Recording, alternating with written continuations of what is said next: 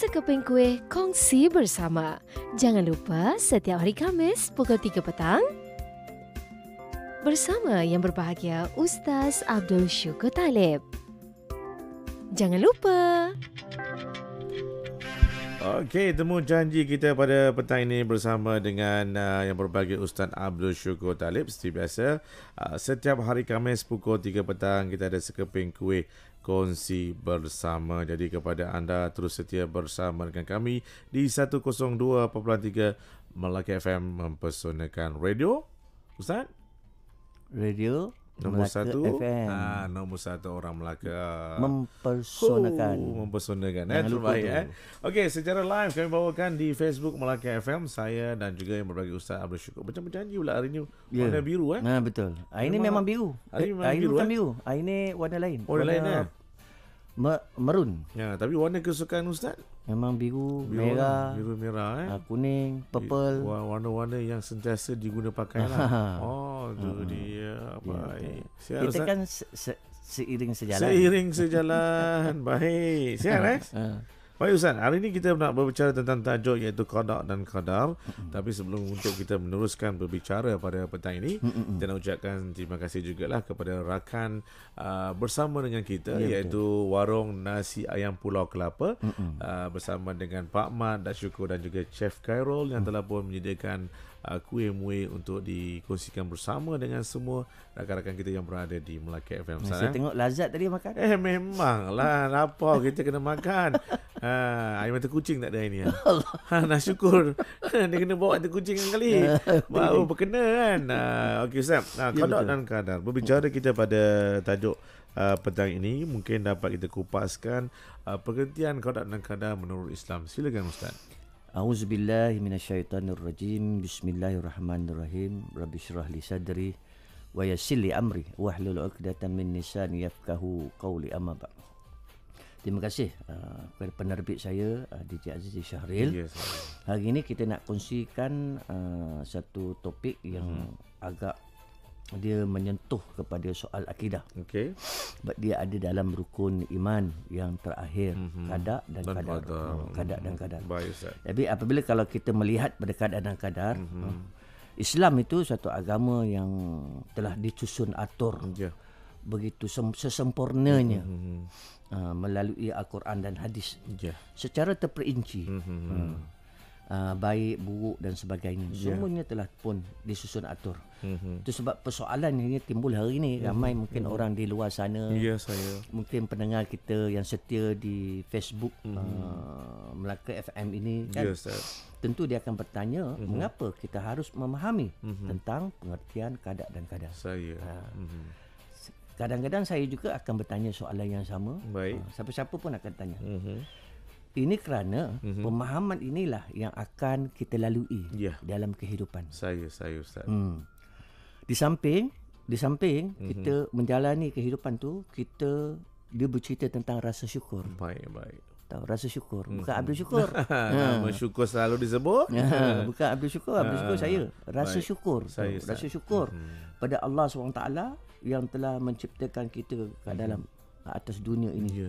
Itu sebab Allah susunkan qada dan qadar itu, dia merupakan dua kalimah yang berasingan tapi disambungkan, dicantumkan menjadi satu dalam pengertian yang berbeza-beza. Itu dia. Itu yang kaedah yang pertama yang kita nak ambil faham. Yang kedua, pengertian qada tu sendiri. Pengertian qada dalam Al-Quran disebut dia ada sesuatu yang disebut ketetapan. Bila dia adalah ketetapan, maknanya sebelum kita dilahirkan, sebelum kita dihantar ke dunia, semuanya telah disusun oleh Allah.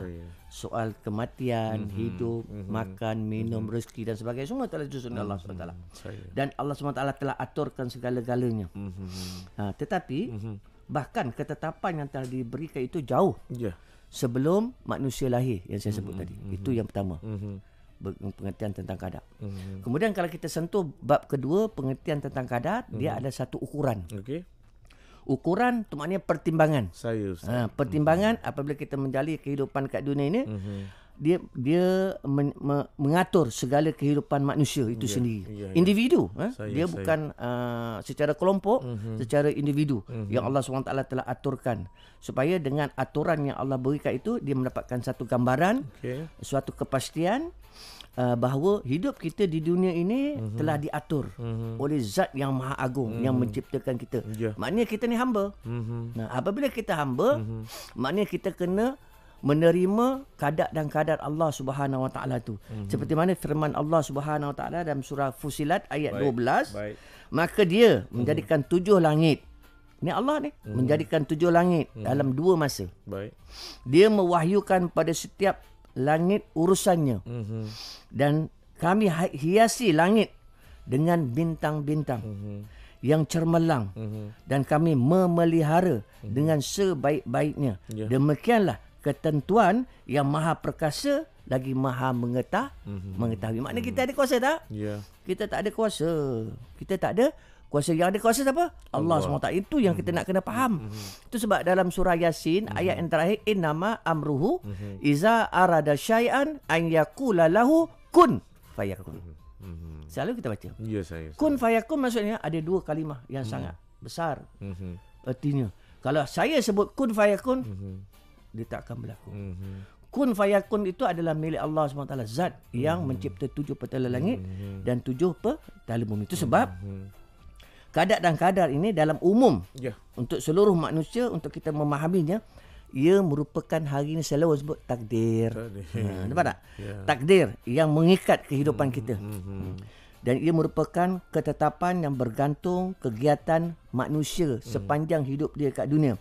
Kesinambungan dan sebagainya. Dan ketetapan Allah SWT itu telah pun sedia ada sebelum kita dilahirkan ke atas dunia yang sifatnya sementara. Wallahu a'lam bishawab.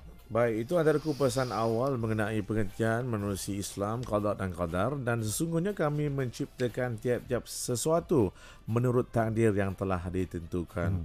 Al-Qamar 49 Ustaz, yang mana setiap orang Islam yang benar keimanannya kepada Allah Subhanahu Wa Taala pastinya ingin merasai kemanisan iman.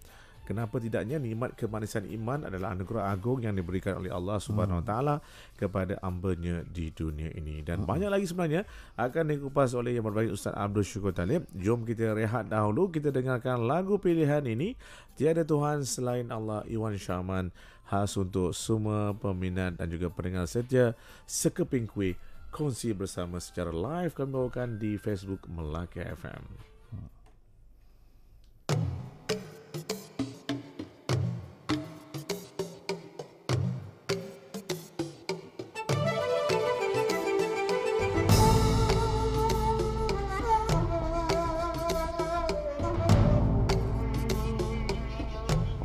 Siapa bagi hidup? Allah. Siapa bagi mati? Allah. La ilaha illallah. Tiada Tuhan selain Allah. Siapa bagi nikmat? Allah. Siapa bagi rezeki? Allah. La ilaha illallah. Tiada Tuhan selain Allah. Dialah yang maha memelihara semesta alam. Dialah yang maha menyempurnakan segala urusan.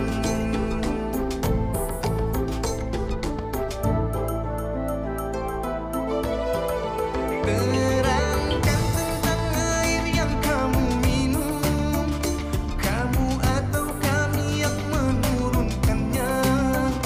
Kami mampu jadikannya menjadi masih. Mengapakah kamu tidak mensyukuri? Terangkan tentang api yang kamu nyalakan, kamu atau kami yang menjadikannya untuk peringatan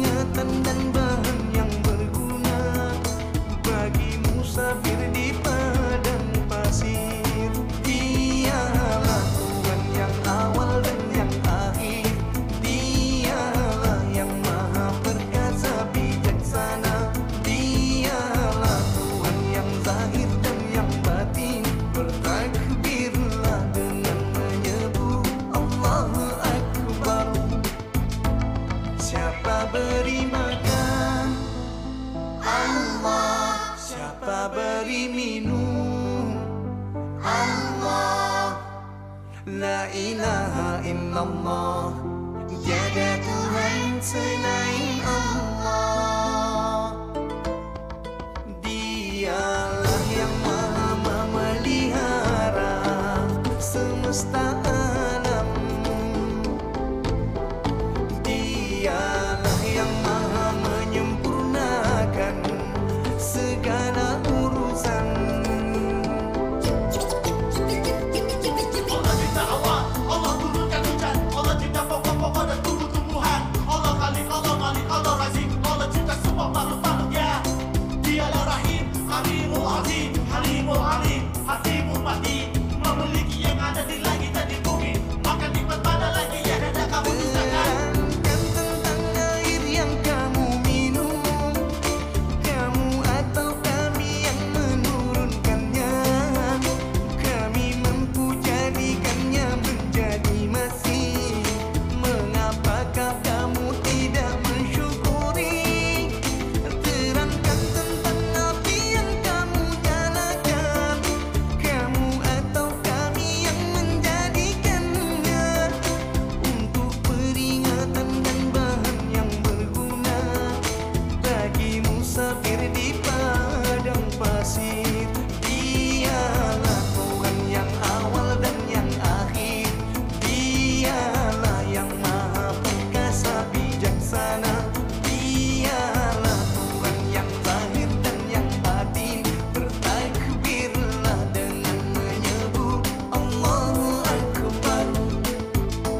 Siapa bagi kaya? Allah. Siapa bagi miskin? Allah.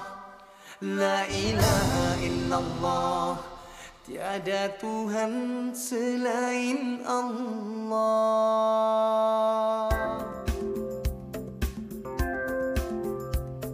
Sekeping kuih kongsi bersama. Jangan lupa setiap hari Khamis pukul 3 petang bersama yang berbahagia Ustaz Abdul Syukur Talib. Jangan lupa.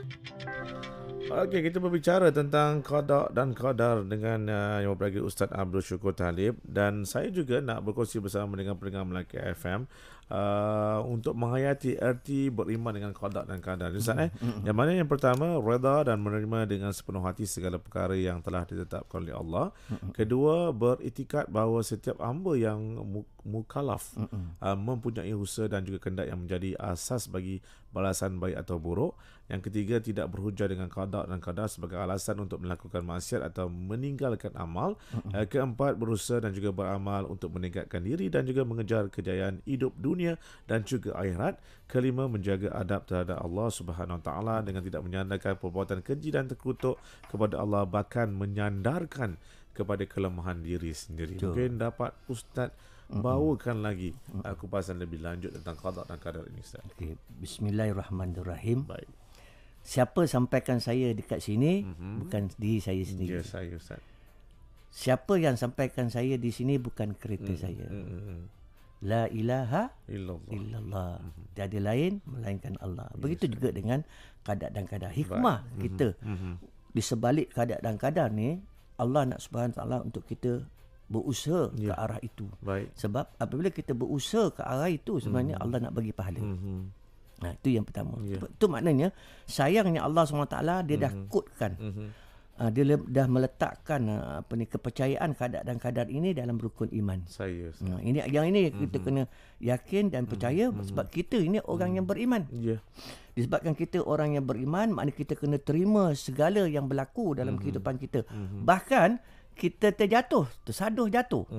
Itu pun ada hikmah di sebalik itu. Musibah kan? Di satu musibah, tapi musibah itu ada sesuatu yang Allah nak bagi. Wallahu alam. Itu sebab kita kena yakin sesuatu yang berlaku, yang akan berlaku, yang sedang berlaku, semuanya tertakluk kepada Allah Subhanahu Wa Taala. Sebab dia yang menciptakan segalanya. Ilmu, kekuasaan, iradat Allah SWT, dia dah merencanakan segalanya. Itu sebab Allah rakamkan dalam Al-Furqan ayat 2. Tuhan menguasai pemerintahan langit dan bumi. Allah menguasai pemerintah langit dan bumi. Kita sudah maklum Allah cipta 7 petala langit, 7 petala bumi. Dan yang tidak mempunyai anak serta tidak mempunyai sebarang sekutu dalam pemerintahannya, dialah yang menciptakan tiap-tiap sesuatu lalu menentukan keadaannya dengan ketentuan yang sesempurnanya. Maknanya sebagai seorang yang beriman, kita hendaklah menerima segala ketentuan Allah Subhanahu Wa Taala dengan penuh rasa apa? Rasa kerdil, rasa insaf, rasa rendah diri pada Allah Subhanahu. Ya Allah, hai Abdul Syukur bin Talib ni, ya Allah, ilmu tak ada, wahai Allah. Tak ada apa-apa. Kita tak punya apa-apa pun. Oleh sebab itu, setiap kejadian yang berlaku dalam kehidupan kita ini pasti dia terkandung ribuan hikmah. Yang tak mampu kita nak gapai satu persatu. Tak mampu. Tak mampu kita nak gapai satu-satu. Sama ada kita diuji dan sebagainya, dia menentukan tahap keimanan kita, keyakinan kita. Dalam surah An-Nam ayat 59 Allah nyatakan, dan pada sisi Allah jualah anak kunci perbendaharaan. Segala yang gaib, tiada siapa yang mengetahuinya, dialah Allah Subhanahu Wa Taala. Contoh, duit, wang, itu makhluk. Semua orang nak duit, semua orang nak wang.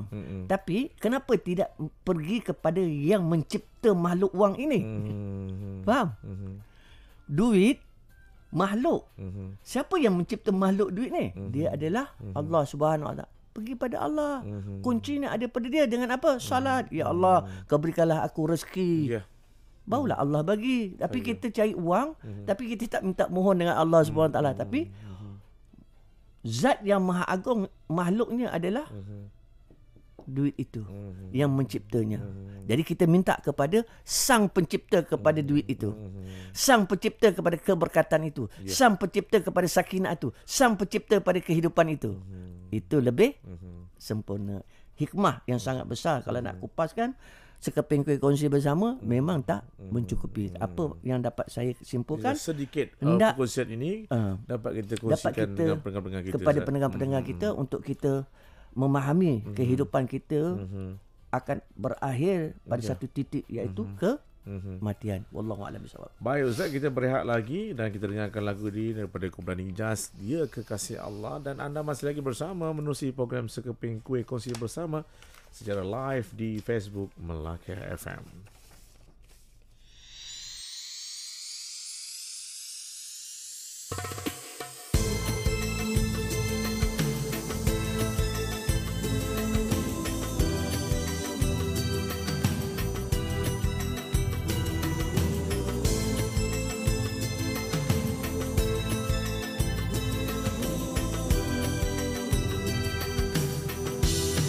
Malu rasanya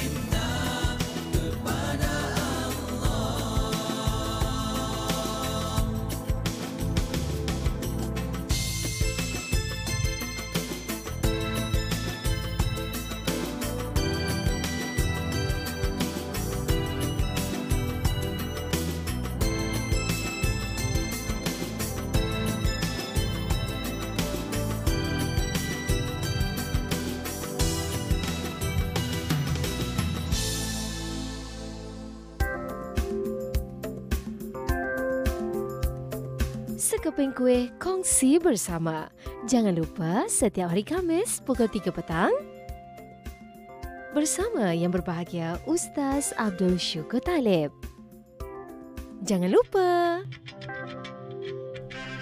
Baik, kita masih lagi berbicara mengenai tajuk yang kita bawa pada petang ini, itu qada dan qadar Ustaz. Tapi sebelum itu kita nak ucapkan terima kasih sekali lagi kepada Warung Nasi Ayam Pulau Kelapa, Dak Syukur, Chef Karo dan juga bersama dengan Pak Mat sendiri yang sentiasa bersama dengan kami, menyokong kami menerusi program ini, iaitu Sekeping Kuih Kongsi Bersama yang kami bawakan secara langsung setiap hari Khamis pukul 3 petang di Melaka FM. Okey Ustaz, kesimpulan mengenai qada dan qadar ini, dan mungkin untuk saya nyatakan di sini, Allah sudah siap memberikan garis panduan untuk manusia memilih jalan kebaikan atau keburukan, dan kita berhak pilih. Dan tiada orang boleh paksa kerana setiap keputusan adalah pilihan kita sendiri, dan Allah akan memudahkan jalan atas pilihan itu. Betul tak? Ya, betul. Jadi kita nak bersama yang terakhir ini, kita kongsikan bersama dengan pendengar kita. Ya, baik. Bismillahirrahmanirrahim. Saya angkat satu kalam Allah Subhanahu Wa Taala.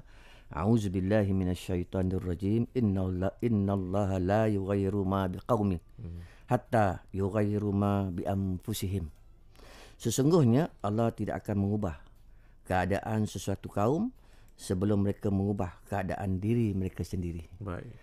Dalam konteks qada dan qadar, Allah dah adakan ketentuan, ukuran, pertimbangan dan sebagainya. Baik. Tapi Allah zahirkan satu ayat beritahu bahawa apa pun yang kita buat, dia mesti datang pada diri kita sendiri. Baik. Kalau tidak, dia tidak akan berlaku apa-apa pun. Contoh, kita ambil satu contoh.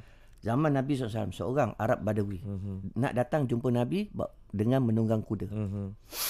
Dia sampai kepada Nabi, dia pun turun daripada kuda tu, dia terus berlalu saja tanpa ikat tali kuda tu dekat pokok atau di mana batang tiang dan sebagainya.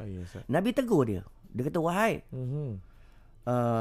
Tuan Arab Badawi, kenapa kamu tinggalkan kuda tu sebegitu? Arab Badawi kata apa? Aku bertawakal kepada Allah. Nabi tersenyum. Nak bertawakal kepada Allah, usaha ikat tali kuda itu. Bau, kemudiannya baulah bertawakal kepada Allah. Kerana intipati kepada itu, sebenarnya usaha kita nak mengikat tali kuda itu, kata Nabi SAW, Allah nak bagi pahala. Begitu juga satu kisah Abdul Rahman bin Auf. Dia orang yang sangat warak. Hebat orangnya. Sangat warak, sangat warak. Tapi dia tak ada pekerjaan. Tak ada pekerjaan. Lalu Nabi SAW panggil dia, wahai Abdul Rahman bin Auf, tampillah engkau ke hadapan, ada sesuatu yang nak aku sampaikan kepada kamu. Dia kata, wahai Abdul Rahman bin Auf, mau tak aku tunjukkan kepada kamu satu pekerjaan untuk kamu dapat membiayai kehidupan kamu sendiri, makan, minum. Terus lantas Abdul Rahman bin Auf kata apa? Wahai Muhammad, rasanya tidak perlu. Kerana setiap hari, pagi, petang, siang, malam, semua orang bagi aku makan. Cerita sangat santai. Kalau kita perhatikan baik-baik dari segi motivasi lah. Lalu Nabi SAW beritahu, rugi, dia kata. Wahai Abdul Rahman bin Auf, sangat rugi. Kamu orang alim, tapi kamu ada kekuatan, tangan, semua cukup sifat, tapi kamu tidak berusaha atas diri kamu sendiri. Alangkah baiknya kalau kamu bekerja atas keringat kamu sendiri dan kamu dapat hasilnya. Baik. Itu lebih disukai Allah, kerana usaha yang kamu buat tu Allah nak bagi kamu pahala. Sampai macam tu sekali. Begitu juga kita hari ni, baru-baru ni, pelajar-pelajar yang dapat perkhususan perusahaan SPM. Ada yang cemerlang, ada yang separah, ada sebagainya. Semua yang berlaku tu semua atas kehendak Allah SWT. Kita jangan upset. Kita belajar bergila-gila belajar. Akhirnya dapat target dapat 8. 8 A flat ni. Kali dapat 4 A flat. Yang 4 lagi mungkin dapat B atau C minus dan sebagainya. Bersyukur tak? Bersyukur. Sebab apa? Sebab kita kena lihat ke hadapan. Ada orang langsung tak dapat A. Nampak tak? Jadi ini cara untuk kita motivasikan diri kita. Bukan maknanya Allah tak kabulkan apa yang kita buat. Allah, selalu saya sebut, apa pun kita usaha dalam dunia ni, Allah kita doa, Allah beri apa yang Allah rasa perlu untuk kita. Baik. Allah tak beri apa yang kita tak perlu untuk dia. Contoh, katalah kita dapat 9 A flat. Kita tak belajar, kita dapat 9. Belum ada dalam sejarah. Hari ni orang tak belajar dapat 9A, 8A, 10A, 12A. Itu genius betul. Kan? Itu sebab kenapa Allah SWT aturkan kadar dan kadar. Itu sebab kalau kita perhatikan sikit panjang huraian tentang kadar dan kadar ni. Kadar dan kadar ni ada dua. Dua kaedah. Pertama yang disebut kadar dan kadar mu'allaq. Dan satu lagi kadar dan kadar mubram. Kalau mu'allaq ialah kadar dan kadar yang boleh diubah-ubah, berubah-ubah mengikut ketentuan. Contoh, kalau kita kurang pembelajaran, nak lebih cerdik, nak lebih pandai, belajar. Mungkin matematik kita lemah, kita belajar. Jadi yang itu boleh mengubah. Itu sebab rezeki secupak tidak boleh jadi segantang, dah tak boleh, maaf cakaplah. Rezeki secupak tak jadi segantang tu dah tak boleh, tak relevan sangat dah kat sini. Sebab Allah SWT beritahu dan kadang-kadang mubram ni, mu'allaq ni, ialah apabila kita berusaha, Allah akan tambah. Allah akan beri rezeki itu. Contoh, kita ada duit, kita ada keperluan, kita sedekah saja. Allah bagi 10. Allah tambahkan rezeki itu. Sebab dalam hadis disebut orang yang sedekah Allah takkan papakan dia. Jadi rezeki secepat tak jadi segantang tu dah tak boleh nak, tak berapa sesuai untuk kita gunakan. Apa pun kita buat dalam kehidupan hari ini, kita kena senantiasa meletakkan sesuatu yang kita buat dia tidak akan dapat mencapai tahap yang paling maksimum kalau kita sendiri tak mengusahakannya itu. Itu yang pertama, dari segi mu'allaq. Mubram dia berbeza. Mubram adalah satu ketetapan yang tetap. Contoh, kematian. Semua orang akan mati. Kalau tak nak mati pun, dunia ni akan akhir pun, kita pun akan mati. Jadi kematian ada satu benda yang mubram. Kelahiran anak, lelaki, perempuan, itu semua dah ditetapkan oleh Allah SWT. Jangan kita melanggari pensyariatan Allah SWT. Apa yang Allah dah tetapkan, itu adalah apa yang terbaik untuk kita. Wallahu a'lam bishawab. Baik, itu dia telah pun dikongsikan bersama dengan pendengar setia Radio Malaysia Melaka FM selama 30 minit ini tentang tajuk qada dan qadar. InsyaAllah pada minggu hadapan Ustaz kita akan bawa lagi dengan tajuk yang baru, iaitu tajuknya Hasad. Jadi kepada anda terus setia bersama dengan kami setiap hari Khamis, yang berbagi Ustaz Abdul Syukur akan berkongsi bersama dengan anda. Yang terakhir ini saya nak kongsikan, sungguh usahamu memang beraneka macam, maka barang siapa memberikan hartanya di jalan Allah dan juga bertakwa dan membenarkan adanya pahala yang terbaik iaitu syurga, maka akan kami mudahkan baginya jalan menuju kemudahan ataupun kebahagiaan. Dan ada pun orang yang fikir dan juga merasakan diri cukup, tidak perlu pertolongan Allah serta mendustakan pahala yang terbaik, maka akan kami mudah baginya jalan menuju kesukaran ataupun kesengsaraan. Kikir tu maknanya menafikan hak Allah SWT. Maknanya apa yang dibuat, dia rasa dia lebih berkuasa daripada Allah. Mungkin kita hamba kepada Allah SWT. Itu sebab kita, apa pun kita buat dalam dunia hari ini, kita kena sentiasa tawaduk, keinsafan, sangat kerdil aku. Yang penting aku doa dengan Allah SWT, semua Allah pemudahkan segala-galanya. Kita jangan lupa jangan lupa bersemayang. Ya, betul. Salat, berdoa dengan Allah. Berdoa dengan Allah SWT. Baik Ustaz, terima kasih. Assalamualaikum Ustaz. Waalaikumsalam warahmatullahi taala wabarakatuh. Lambai sedikit kita punya rakan Facebook. Baik, terima kasih. Baik. Itu dia. Berakhir sudah, dan jangan lupa untuk bersama dengan kami lagi pada minggu hadapan, dan pukul 4 petang nanti kita ada sembang sukan bersama dengan dua jurati yang dibawakan oleh Majlis Sukan Negeri Melaka, berbicara tentang sukan bola keranjang. Ustaz, apa nama bola keranjang? Bola keranjang tak? Tenis mana ya? Tenis boleh lah. Tenis nombor 1.